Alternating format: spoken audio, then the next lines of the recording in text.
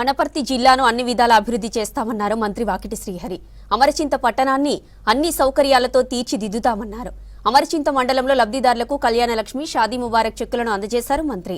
అంతకుముందు అంగన్వాడీ టీచర్లకు mobile phones పంపిణీ చేశారు. గత సర్కార్ వనపర్తిని పట్టించుకోలేదని, కాంగ్రెస్ సర్కార్ వచ్చిన తర్వాతే డెవలప్మెంట్ జరుగుతుందన్నారు మంత్రి వాకిటి శ్రీహరి.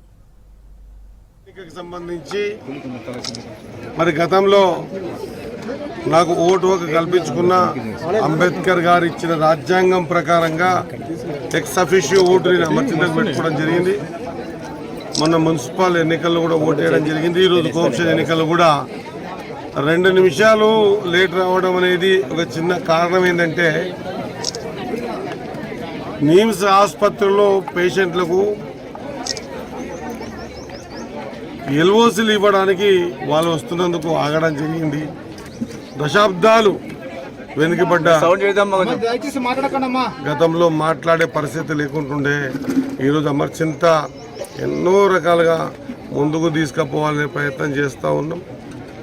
దాంట్లో భాగంగా ఈరోజు మున్సిపల్ ఎన్నికల్లో కోఆప్షన్ ఓటేయడం రావడం జరిగింది. మేము ఎవరినైతే కోఆప్షన్ సభ్యులుగా పార్టీ ప్రకటించిందో వాళ్ళకు ఓటేసి ఎన్నుకోవడం జరిగింది. ఆ నలుగురు కూడా కృతజ్ఞతలు తెలియజేస్తూ వారిని కూడా బాధ్యతాయుతంగా ఈ మున్సిపాలిటీలో జరిగే ప్రతి కార్యక్రమంలో పార్టిసిపేట్ అయ్యి మున్సిపల్ అభివృద్ధిలో వాళ్ళు కూడా భాగస్వామ్యం కావాలని కోరుకుంటూ ఆచరణ చేసి చూపిద్దామనే కాన్సెప్ట్లో ఏది చెప్పడం లేదు.